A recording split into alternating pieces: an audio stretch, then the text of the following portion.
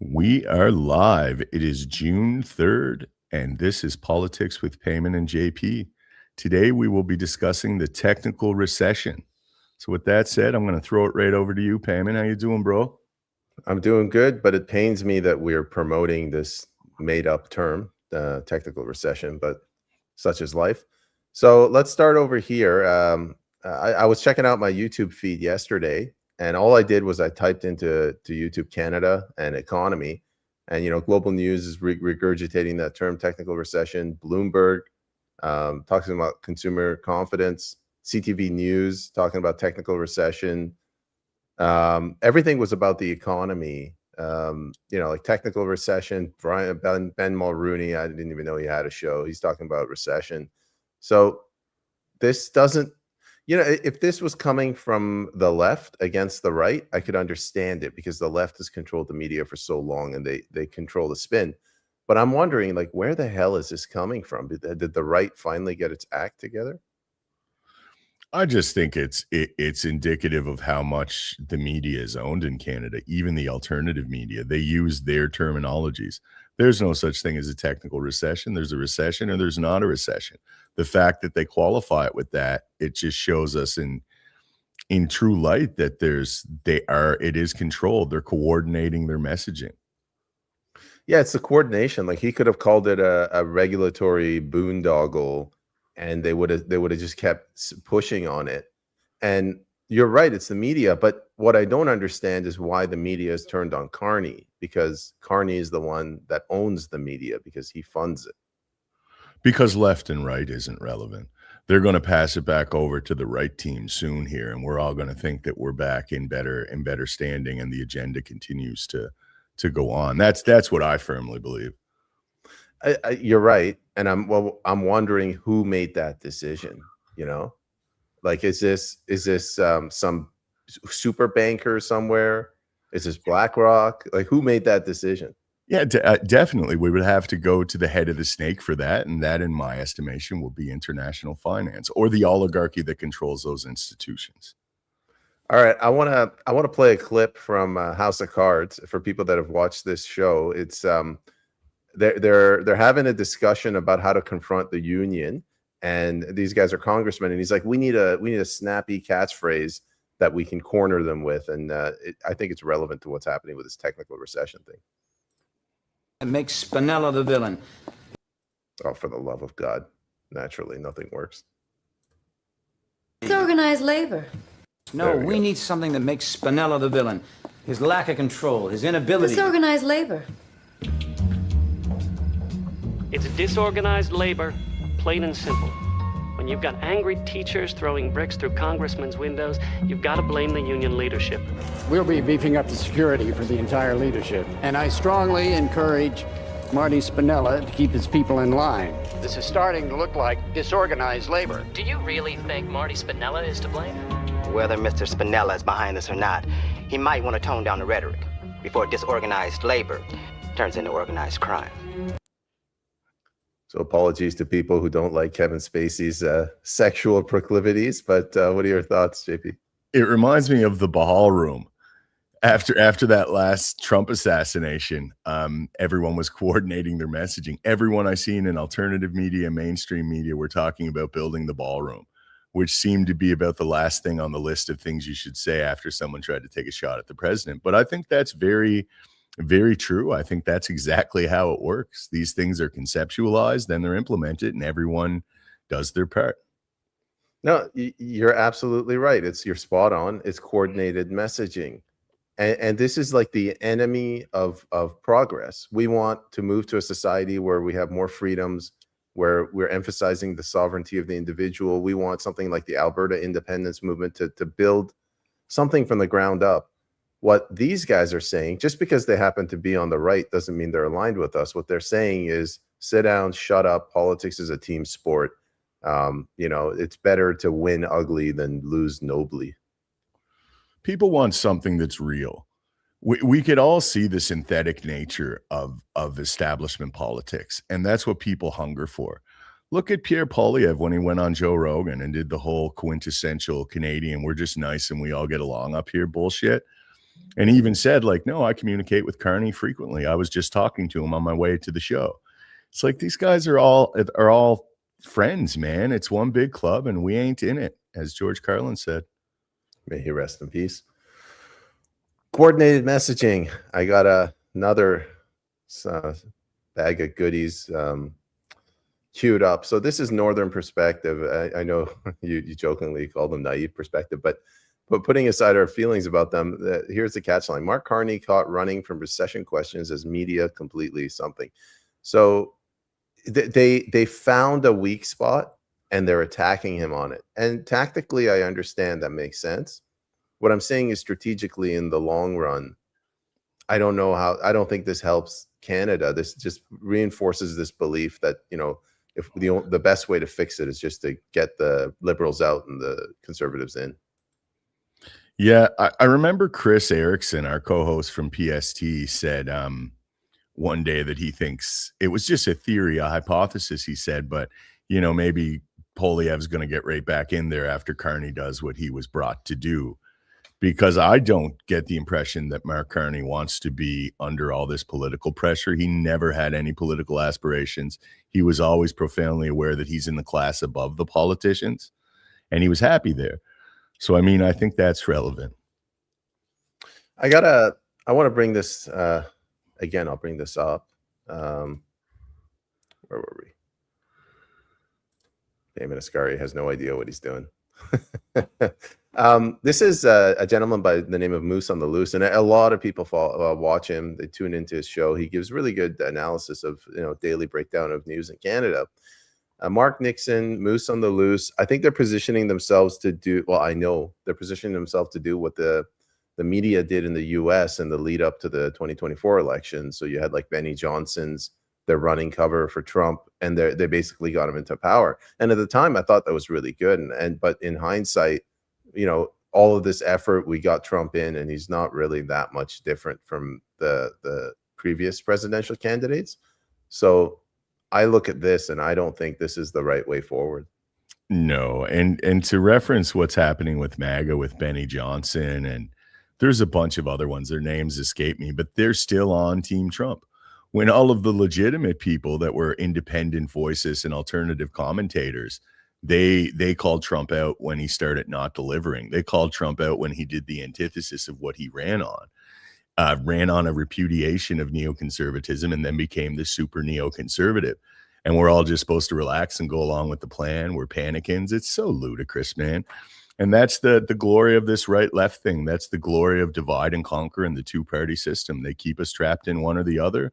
We really believe they're different, and we don't understand that there's larger powers that control these candidates. Well, there's something ominous in the comments you just made, because Trump got in, and then the independent voices figured it out. So what do we got? Another 2 years of Carney, and then we're gonna have to get Pierre in before our independent voices wake up. That I don't know if Canada has that much time. That's the only thing I could think of, man. When I look to Europe, and I reference this frequently, the Europeans are way ahead of this game. They've found out years ago that both of their main parties are captured. So there's populist parties and there's grassroots parties that have gained relevance with the electorates in these countries, and it's a big problem. They're way ahead of the curve. In Canada, we're trapped in red team versus blue team. Same with America too, honestly, but that's done now, especially with the way Thomas Massey was primaried with all this big donor money. It became very evident to the populist MAGA people. We need a new name now, because MAGA has fractured into two distinct groups. There's the pro-Israel, pro-neocon, pro-war MAGA, and then there's the America First MAGA. But yeah, man, I think in North America, you would have to say we're behind the curve comparative to Europe. Man, Americans they're spectacular people, and they've gone through so much more than us Canadians. The Patriot Act really woke up a lot of them. And then you had the great financial crash. They tried to take back their country. You had the Tea Party movement. You had Ron Paul. I guess Ron Paul was before the Tea Party movement. You had the first Trump run. These people really believed in what Trump was selling. So they've been trying to take back their country. And with every setback, with every frustration, it just encourages them more and more that they are on the right side. Whereas in Canada, it's like, yeah, life is good. Pumpkin spice latte, please.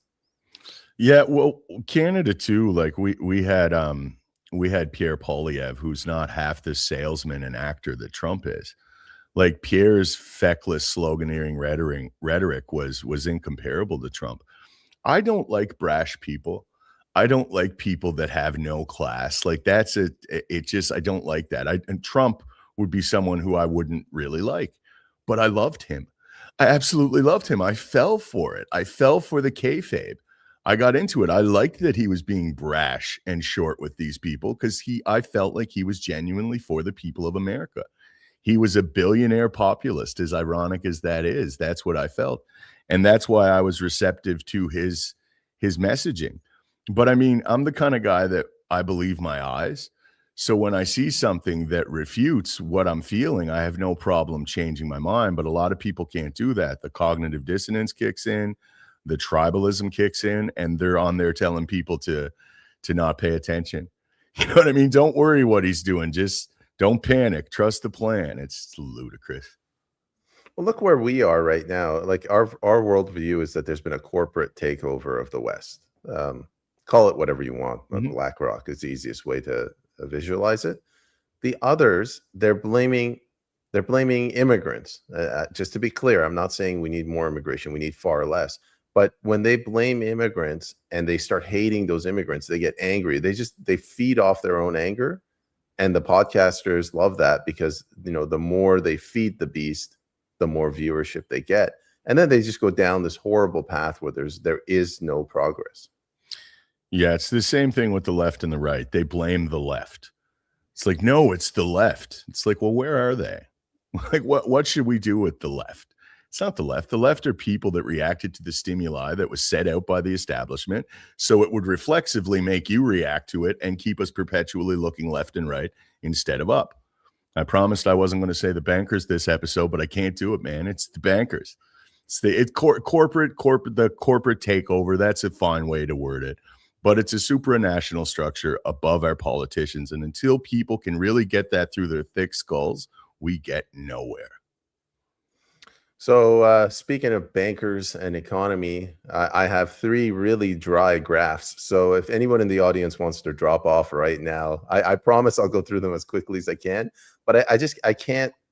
So before we do that, I'll give you a opportunity to comment on this. I'm sick and tired of these economists and just the expert class pretending like they're the high priests. Only they know the truth. The rest of us, little people, we couldn't figure it out. It's a technical recession. What's a technical recession? Well, it's a recession. What's a recession? 2 quarters of negative growth. I feel like we've been sodomized for the last 15 years in Canada. Well, you're telling me the recession just came 24 hours ago? Yeah, it's insulting, and that is exactly what they're reliant on, is the low information nature of the electorate. And the biggest reason why we are low information is because those division ops are so efficacious. We don't need to know the details of these economics because it's the left. It's those dumb libs. I know it is. And we just got to get the blue team in. And that trumps our faculties for reason and critical thinking. That tribalism is a more powerful emotion, and they don't really have to, so they get away with it. All right. Let's bring up these graphs. I have to remove this. All right. So here's the first one. This is GDP in US dollars. 2001, it's going up. It's going up till 2011. And then it kind of just flatlines, 2013, 2014. Something happened in 2015. I don't know. Did something catastrophic happen in Canada in 2015, JP, that you know of? Definitely. Yeah. Well, if the audience knows, put it in the comments. That's so right. The economy did get worse. It kind of rebounded, and then COVID is just printed money. But if you don't need to be an economist. Just average it out. Like this is a straight line. After 2011, like there was no growth. If you put this in front of like an 8th grader, where do you think the recession started? They'd probably be like, well, probably 2011. This is not a partisan issue. Canada has been going down for a long time. Yes, and I'm a firm believer, and I use the term frequently, that this has been a managed decline. And they did it very incrementally. Number one, the biggest reason is they had to let Canadians acclimate to their lesser quality of life. Canadians had it pretty good, especially even comparative to other G7 nations. We had a good quality of life. We used to top the lists of the best places to live for affordability and many other metrics as well. But I think that was the whole premise. It's like this had to be a slow boil, or we would have got out of the pot. And that's why it gradually went up like that. And at this point now, it's undeniable. And yet Canadians are now too divided to see past it. It's really a little disheartening, man, to see how susceptible people are to falling into these traps. Well, probably because these graphs that I'm bringing up are boring for people. This is another one. This is GDP per capita, and this is in nominal US dollars. This is not real. So factor inflation in. But again, like after 2011, but specifically after Trudeau came in, our GDP per capita, like basically how much money we make, our wealth, our ability to live has been just flatline. This is why Canada's standard of living is below every single state in the US. This is, I don't like Carney. I want him out. I never wanted him in, but to blame this purely on Carney, I think is misleading. Yeah, 100%. Mind you, now Carney, a lot of people presume Carney was the power behind Canada the whole time. Like he was Trudeau's handler essentially. But it's so much bigger than one person. You can't just put it on the back of one person that exists in this systemically corrupted machine that we call Canada. This was a long time coming. This is, again, I believe, a corporate style takeover of our democracies, if you could call them that. And I think they want us to acclimate to a lesser quality of life.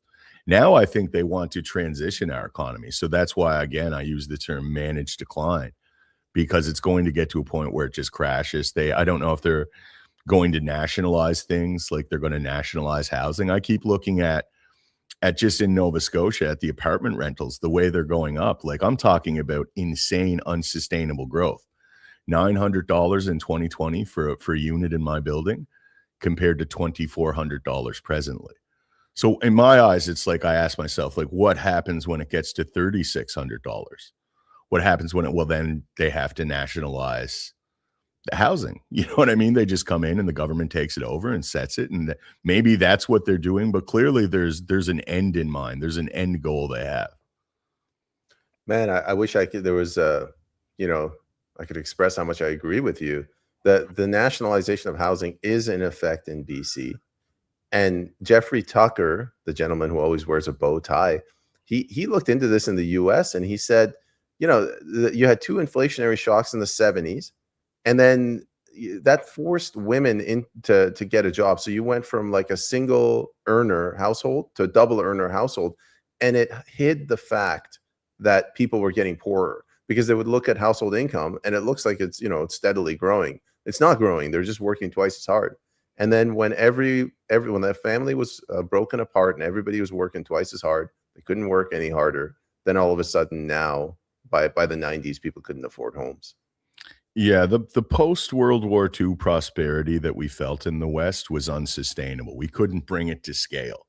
And I think it peaked in the 90s, and I think they started to scramble and think, well, what are we going to do? And then, I don't know when the climate change thing started to get into it, which they've abandoned now for data centers. It's like I said, the climate change agenda and data centers served the same purpose from the elite standpoint, and that's the controlling of the populations. You can think of it as a theft. I mean, climate change, we need carbon capture. Every household give us $10,000. We need ecosystem services. Every household give us $10,000. Actually, we need AI data centers. Every household give us $10,000. And we just do it. It's like I said, where in the past people understood things more intuitively. Like I don't know what the T tax was, but I mean, they went to war for it. I think it was like 2% or something like that, because they understood the principle of it. And we don't now. And slowly we've been squeezed till now. I mean, the Fraser Institute put a study out saying that the average Canadian family spends 42 to 43% of their income. I shouldn't say spends, has it stolen by this regime. So I got another. This is the last graph I promised to everyone. This is from a world-renowned, famous economist, Mr. Dr. Peyman Asghari. There you go. I made this graph a long time ago. Let's see if we can blow this up. So our federal debt per capita, every person owes 30 grand federal debt. Federal per provincial, we owe 50,000. Federal, provincial, household, and I guess commercial, 124,000. So every person has to pay twice as much in debt than they make. Like this is the story of Canada to me, not the technical recession. Yeah, I agree, man. It's I believe too, don't quote me on this, but I believe we have the highest household debt in the G7. Well, it's at least something to be proud of. Yeah, we're number one in something. Yeah, the debt is a big issue. And going back to how we started, this whole what you call red team, blue team, left versus right, get behind your team captain. And if you blame the other side, you kind of downplay the scale of the problem. To me, the scale of the problem started in 1968 with Pierre Trudeau, when they started packing people into the cities and started taxing their labor to get loans at interest. And we've been killing ourselves ever since.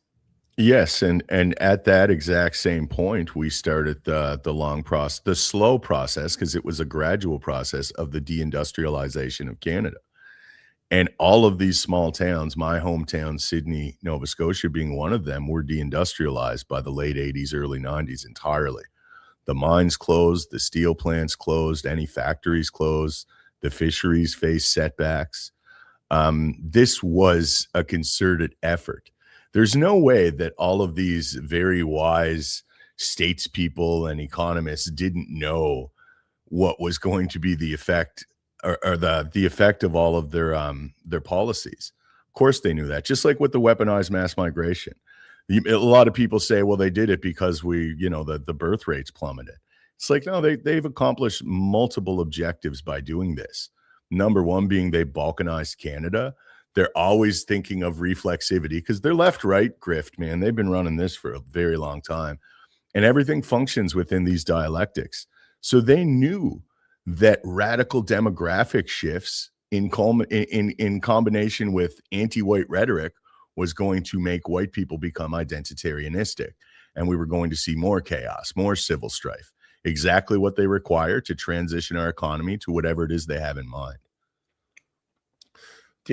Was your experience in like middle school and elementary school the same as mine? My social studies teacher would get to the front of the class and she would say, this is how societies evolve. First, you have a rural agrarian society, and then you industrialize. And then finally, you go to, commerce and business and services. And as a kid, you believe everything your teacher says. Now looking back, like that's how they rolled out deindustrialization. Why do we need a factory when we can have law firms on every corner? And all of it was predicated on globalization. So we're going to because we still need goods. So we're going to do the manufacturing in other countries, and our countries are going to be focusing on the financialization aspects, loaning money, banking, all of the trade aspects. I mean, that's clearly maybe that was their genuine intention. But somewhere along the line, they realized this isn't going to work, and we're in this mess presently. JP, you're spot on. And this is what we want the audience to take away from this episode. This recession didn't start under Carney's watch. This recession is a symptom, well, whatever you want to call the destruction of our economy, is a symptom of globalism. This deindustrialization and turning basically the West into a bank is what's led to this situation. Yeah, 100%. It's much bigger than the left and right. It's much bigger than Carney or Polyev. It's even much bigger than Donald Trump or Vladimir Putin or Xi Jinping. I firmly believe, and again, I'll qualify this as conjecture, but I believe there's a supranational power structure above our governments, and they've been implementing a long-term agenda.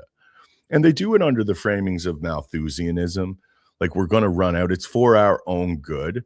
there's going to be too many people. There's going to be all of these calamities as a result of overpopulation. So we have to control the population.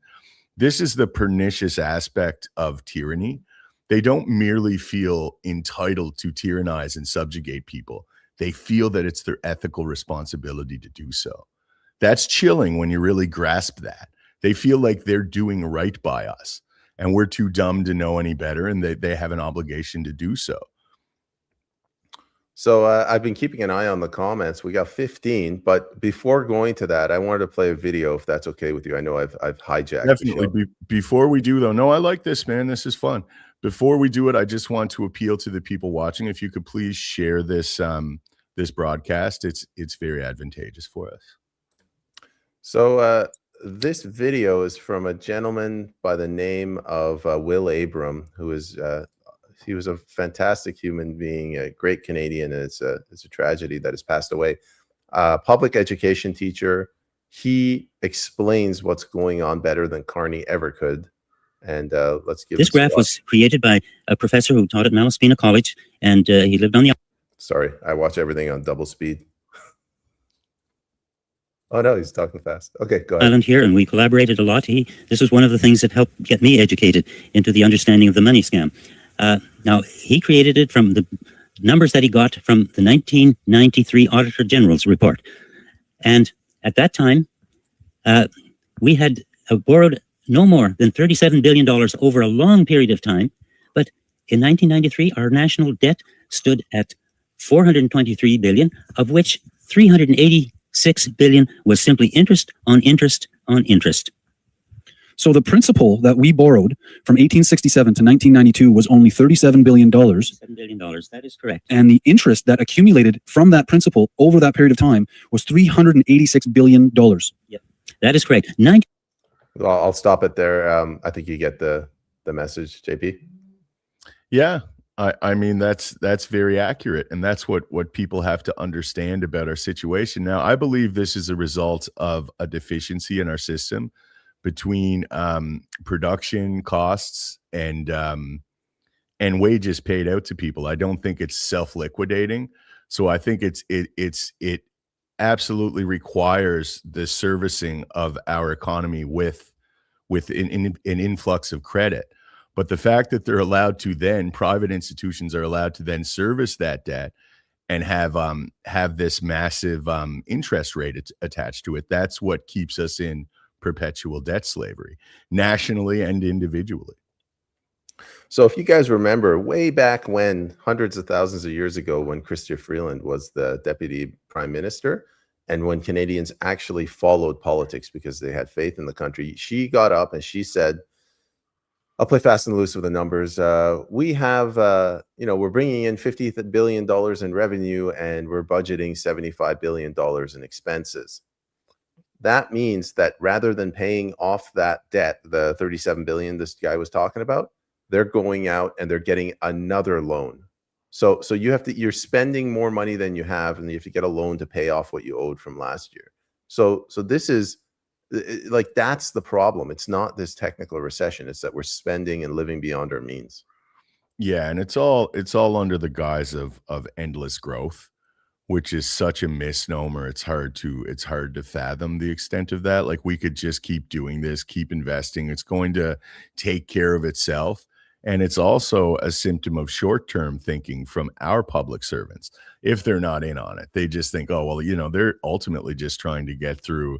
They think in quarters, in fiscal quarters. They don't even think in years, annually. Like, it's just all focused there. So, I mean, it's kind of like a culmination of all these various things coming to its end. The Ponzi scheme has reached its end, and we're the generation that gets hit with it all. Well put. Should we go to the comments? Yeah, let's do some questions. So we got 17 comments. Let's see who's in the comment section. Z Chrétien, I finally caught you guys live. Well, where is the best place to watch you live? You can watch it on JP's X account. You can watch it on my YouTube account, inlayterms.substack.com. Am I missing anything, JP? Just my X account is @SemperVeritas X, and it's also on Kick. I just started putting it on Kick, and it's the same name at Semper Veritas X. There you go. Thanks for tuning in live. Squirrel Nuts. Ireland falls to the EU in 8 to 9 days after the population voted twice no. What does that mean? I have not been following this. If this is a development, I've been very busy lately, so it's very possible. I have no information on that to comment, though. It's not the immigrants' fault. I think this was when I said immigration is a problem, but people are hating on the immigrants. It's not the fact that they hate immigrants that bothers me. Like you're welcome to be a bad person if you want. It's that attitude adversely affects me because I want lower taxes, limited government, where these guys are just aligning with Rebel News or whatever. Yeah, it's distractionary, right? It's like our problems are the financialization of our countries. Our problems is that the ruling class are trying to transition our nations of citizens into perverse corporations of indentured employees. And that's it. Like we're in a commerce district, well, we're not having children, we're not at replacement levels anymore. Well, we'll just bring in migrants from the third world and we'll bring them in. And it's funny because the left was always traditionally against this because obviously it affects labor. And when you bring in cheap labor, it stagnates the wages of the working class of this country. But I mean, now when it's framed under grievance policies and, like they appeal to people's white guilt, whatever that is, then all of a sudden it's an issue of the left. Yeah, well, they should come here. We'll just get rid of the borders entirely. It's ludicrous. Yeah, it's frustrating. Squirrel Nuts says exactly, Peyman. I love it when somebody agrees with me, so thank you. Squirrel Nuts, we all went to the same schools, but these people somehow figure they are smarter. Yeah, I think that was in reference to the expert class, like the high priests. I have zero faith in these experts. Economists are no exception. If anything, they're the worst. Yeah, it's like you see this in every field, right? There's like gatekeepers too. Like they don't want regular people figuring out the secrets. So they gatekeep a lot of it. And they do it with some of the complexity of the terminology. Now, I'm aware that you have to understand specific terminology to delve into any area, but this stuff could be explained to anyone using layman's terms. You really can explain economics. You can explain all of these various things to the people, but they don't want to do that. And another quick point I have to make is that used to be the role of the media. Like that was the premise of it. The fourth estate, there to condense the complexity of a lot of these economic policies and present it to the population in a digestible summation that they could understand and therefore use to make an informed decision. When was the last time we've seen that? I don't believe we've ever seen that. The media was always a function of the establishment. It was always used to spin it their way, just like the theme of the episode, technical recession. Just the fact that they put that qualifier on it goes to show you everything you need to know.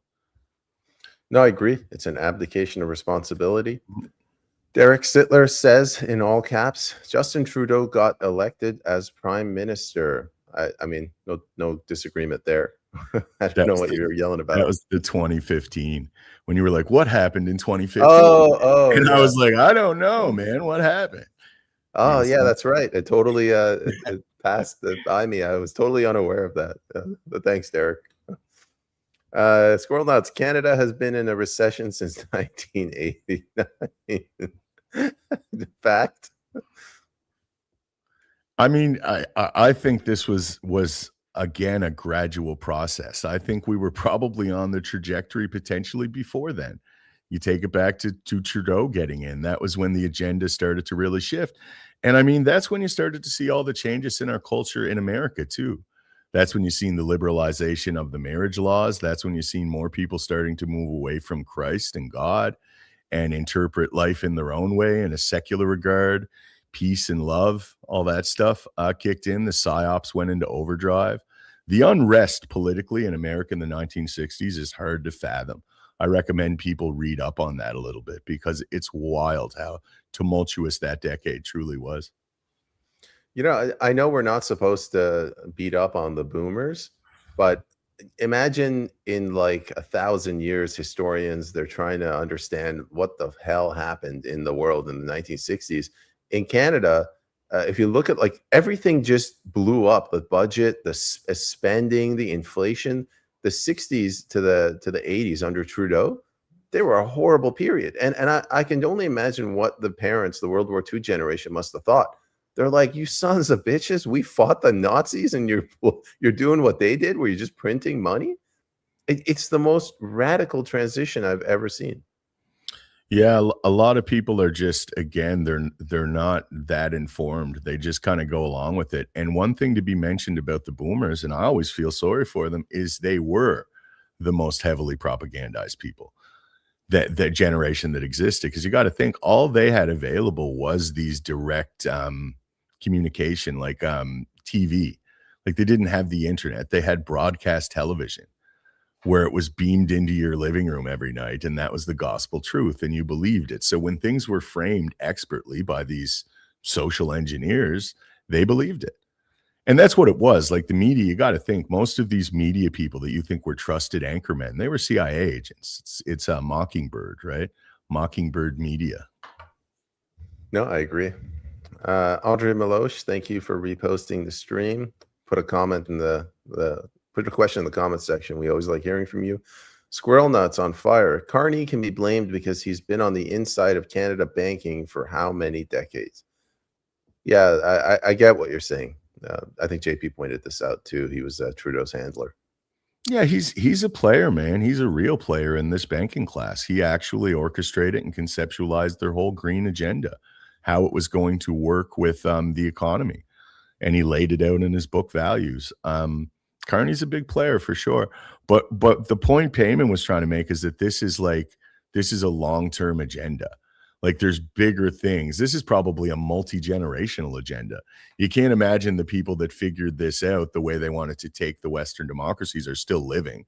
I would say it's their children or the people that inherited these institutions. Squirrel Nuts is wearing down his keyboard today. Carney has been insider trading Canada for decades, brainwashing the population into bankruptcy.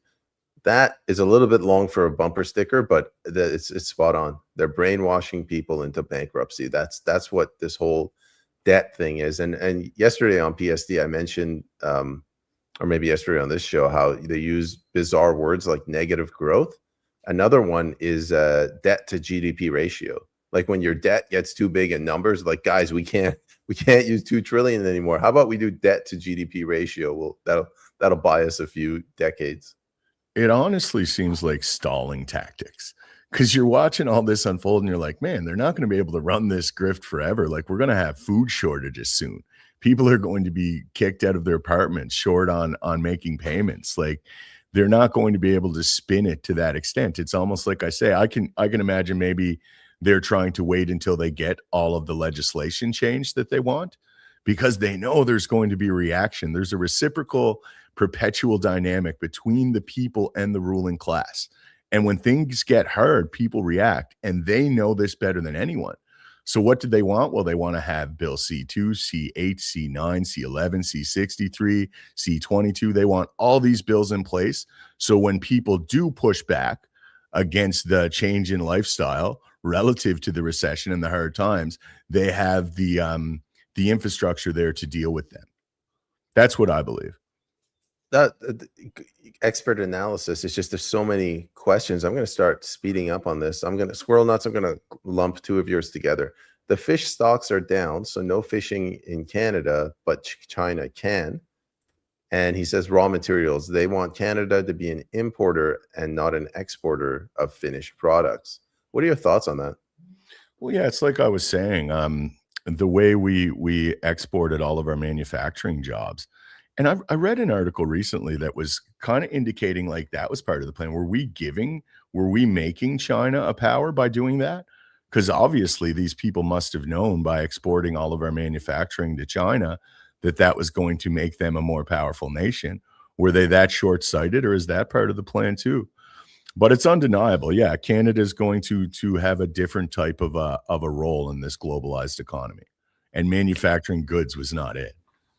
You know, if we there is no difference between the corporations and the banks, because the banks own the corporations. And in case of BlackRock, the corporations own the banks. If we believe that there was a corporate takeover of the West, that makes absolute perfect sense to outsource to China, because your labor costs go down, and you can sell. You open up a market to sell your financial instruments into, mortgages, basically. It didn't really work out. China hasn't opened up yet, but according to the World Trade Organization, they are supposed to.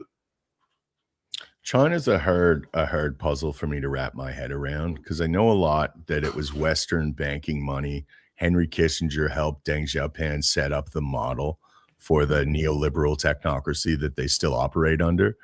But I wonder if Xi Jinping didn't distance himself somehow, didn't take sovereignty back in some way, because it doesn't seem like they're still cooperating with Western banking power. So it's really hard for me to make sense of that presently. Yeah, they're still holding out. The attacks, the rhetoric on China, it's decreased somewhat. So if you go back like 10, 15 years under the Obama era, they were talking about how, China manipulates their currency, they peg it to the dollar. Like, they were much more vocal. Whereas now, as China has become a little bit more powerful, they're more sensitive to, insulting China. Yeah, which they would be, right? Just think of yourself, if you're kind of picking on or insulting a little guy, and then he gets jacked, you're going to be a little more respectful when you're referring to him in the future, right? Hey, we're pals, you and I, eh? Yeah. Might makes right. Derek Sittler, this globalist plan has been set in motion from Papa Trudeau's time in power. Yeah, the Fabian socialists, they got in, they knew exactly what they were doing, and they hit the ground running. Just look at the budget of Canada. It blew up. Like, everything went to shit after Trudeau. And it boggles my mind. Today, I can understand Trudeau doing it, Carney doing it, because we're all a bunch of idiots. We've been brainwashed for generations. But back then, like, you had the anchor that was the World War II generation. I don't know how they let this happen. I just think with the sophisticated nature of their propaganda is what I think. Like, I remember my grandmother, who served in World War II, and her husband served. She lived all over Europe after the war. Very wise woman. She loved Trudeau Sr. Like, they didn't get it. Like, the way he was presented was a positive thing. And like I said, that back then, you have to think people were way less skeptical of institutions and institutional power. So, and especially with that generation, that's what made them so great, really. Unfortunately for them, they had faith in a very corrupt institution and set of elites. But yeah, I believe it started in the 60s, man. I think there was something that happened in America in 1963, and after that happened, I think it was just balls to the wall. You could look at this too. There was a Papa Trudeau in most of the Western democracies in the late 60s, early 70s, implementing this exact same set of policies, these degrowth policies and deindustrialization right across the West. And that's what I say to lend credence to my assertion that there is an external power structure. We're in a Western empire, not with a bunch of individual nation states. It's because what are the odds of this occurring everywhere at the same time? All of these unpopular and detrimental policies. Even look right now, digital IDs, mass migration, all of the climate grift stuff. No one was asking for this. No one was asking for the censorship that's coming, but we're getting it. It's not coming from the people. It's coming from a top-down apparatus. Let's can chug along. Michael Adamson, loyal viewer. Hello, sir. We are not living beyond our means. It's the monetary policy. And yes, the tough system of the institutional minds is weak. Yes, though the system of the institutional minds is weak. It's a bit of both, but I see where you're going with that. So for every single dollar, we have to beg it from the central banks, and we have to pay a penalty on it. They call it interest. That doesn't help. But we're leveraging future generations to live comfortably today. our ruling class is under the current a set of monetary standards.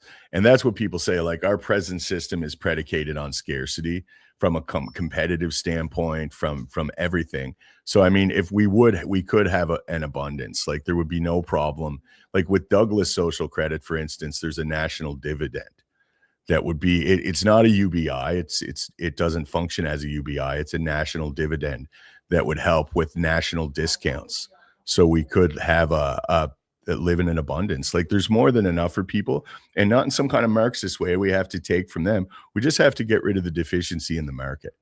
And that's this deficiency between production costs and salaries. Another comment from Michael Adamson: the ruling class does not exist. It's a thought system. Yeah, it's a bit of an abstract comment. So I guess we would have to flesh it out on an interview, you and I. You could say it doesn't exist, but I think there is a series of systems like corporations.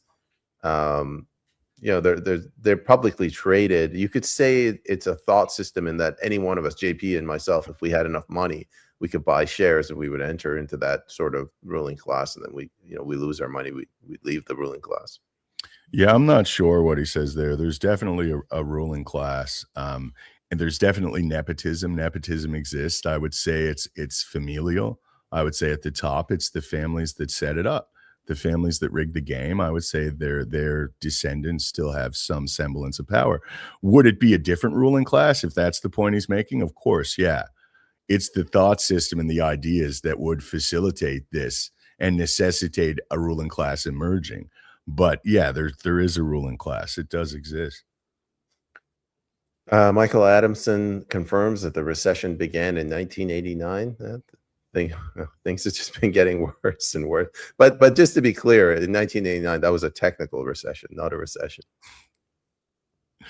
Or was it a real recession? And now it's a technical recession. It's a real one, yeah. Now we're entering the realm of technicality. So when does an economist become a communist? I would say right after receiving their degree. JP? I can't do the communist thing, man. You want to call these guys fascists? I'm all in. But I can't do and I used to be guilty of it. I used to tell people, wake up, Canada, and smell the communism. This is nothing even remotely similar to communism that's happening. We have a banking elite that's transitioning our countries into corporations and the people into employees. This is not communism. This is not the proletariat seizing the means of production. I'm really disappointed Andre hasn't commented once. Derek Sittler: all the players on the field today were groomed into their roles through the WEF indoctrination as future world leaders program. It's a filtering system. It's not perfect.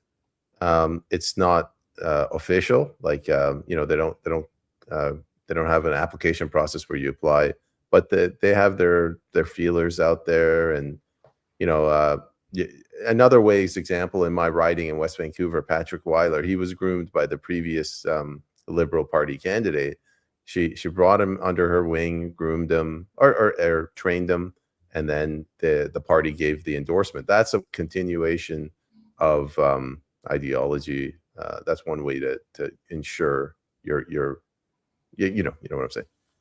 Yeah, I believe they're under the tutelage of people above them, and they're groomed for this roles. They're probably picked young in university. They're picked probably based on psychological profiles and a lot of other things, and they're groomed for these roles. I firmly believe that. No one could convince me otherwise. And it's funny because you look back before the WEF was a thing, there was like the Bilderberg meetings. I still think they go on. It's a clandestine meeting between heads of industry and corporate players and bankers and all that.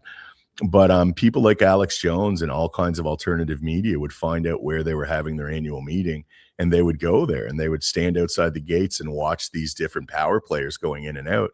So then I think maybe they just said, hey, let's just do it publicly, the WEF. Because I mean, they must be getting emboldened now that their propaganda is so efficacious that we're not going to say anything. Because when people call me a conspiracy theorist about some of the things I say, I direct them to YouTube and look at some of these WEF presentations, because they get right up on stage and tell you what they want to do to humanity and how specifically they're going to subjugate you. So it's pretty wild that people have still not caught on. Michael Adamson again. Globalization is the corporate takeover. China is 100% IMF Rockefeller. Xi is Mao 2.0. They are Western puppet regime. I kind of see it differently. I see they're the last people that have walled off their economy, and they're not letting the West in. But I don't think they're going to win that war. It's a possibility, what Michael's saying. I thought this was a possibility relative to what I learned about Deng Xiaoping and how Western money set up modern China, and then how Western interests exported all of our industry over there, all of our manufacturing, which was going to further bolster the Chinese economy. I don't know. I wouldn't make a claim like that with certitude. I would qualify it as conjecture. But sure, man, he could be right. This might just be one big inside game. Derek Sittler. Kissinger was the biggest proponent for globalism in early times. There is one swamp monster that was recruited early, and they made him sort of like a lieutenant of the globalist order. Well, he rationalized a lot of this stuff too, like realpolitik. It's like nations don't operate in the realms of morals. Like they're able to do whatever they have to do for the people of the nation. It was just a cheap rationalization for the immoral things they were doing. Yeah, he's not a good guy. Here's an easy comment. Squirrel Nuts. We have a guy that didn't live in our country as Prime Minister of Canada.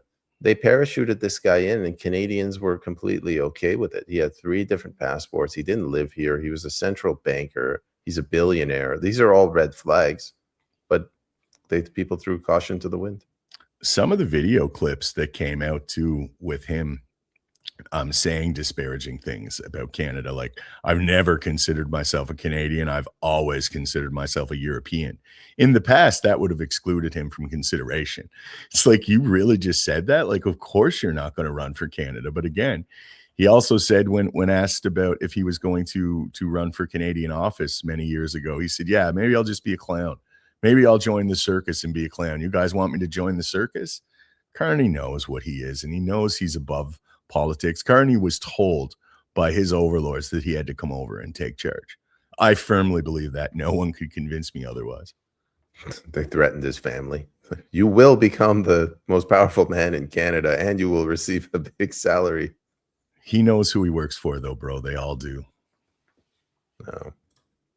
Slightly bent. We got a new viewer. Good morning, fellows. Good morning, sir. Good morning. What's this one from Squirrel Nuts? I'd like to follow them out on stages and debate them right then and now about what they are spewing. I'm guessing he's talking about the politicians. They're really, really clever, though. If you try to corner a politician, they're not as stupid as you think. I think they're coached really well. It's just that the whole, like, it's almost like the way you would have to do it, you would have to hide and then approach them quick and try to get a statement, and you look nuts just by the very nature of that. So you lose in that framing, and they're way too intelligent to sit down with a true alternative voice. You won't see these people, any of these politicians, go on a real show or sit down with a real journalist. Only puppets of this power structure. When I was at the PPC, Maxime Bernier's campaign manager, I kept sending him links, and I'm like, can you share this? Can you tweet this? And then one day he pulled me aside. He's like, listen, Peyman, whatever you send us, we have to vet and triple check and make sure that we know everything about it so that we don't get called out on it. So they are very careful. Absolutely. Yeah, that's the name of the game. And it's unfortunate that, and I don't believe it has to be like that, but in its current incarnation, we have to operate like that, because their biggest way is to defame you and to discredit you. That's the best way they keep people, outsiders, from getting in, is they'll hit you with one stick or another. You're a racist, you're a white supremacist, you're some kind of a denialist of something, one part of their orthodoxy you've denied, so you're bad news. I got a Squirrel Nuts, if you want to debate them on stage, I got this piece of advice from a former journalist, and he goes, when you ask a politician a question, you have to ask them a question knowing what their answer is going to be, so that you have a follow-up question ready to hammer them on that. Yeah, politicians do what I do when I'm answering questions, and I answer the question that I want it to be asked, not the question that people ask me. I do it I don't mean to do that. It's not me trying to be tactical. I just can't help myself. It's like I'm greedy in that way with the topics of conversation. I want to take it where I'm going to take it, and I'm going to do it shamelessly. All right. Well, that's all she wrote for comments. Was a good episode. I will appeal now. If I could get, we've got about 80 people watching. If you guys could please share the stream, it's very helpful for us. And with that said, Peyman, do you have any parting words? Yeah, if you guys liked what you heard today, consider sharing the episode. We're trying to have a little bit deeper conversation in Canada than the other podcasters. Yeah, we're trying to look past the spin. But with that said, we'll see you guys tomorrow. And we do this every Monday to Thursday, 9 a.m. Eastern. Cheers, guys.